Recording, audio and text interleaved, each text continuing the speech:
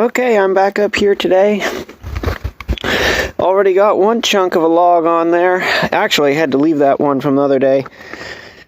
About to cut that one up a bit shorter, lop off this rotten end, and then that'll go on it. And then pull the rest of those down from up there. There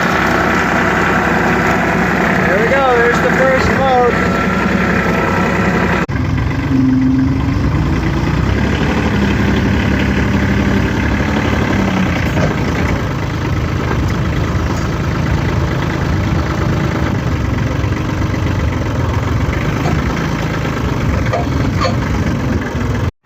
That's 2 more to my log bunk.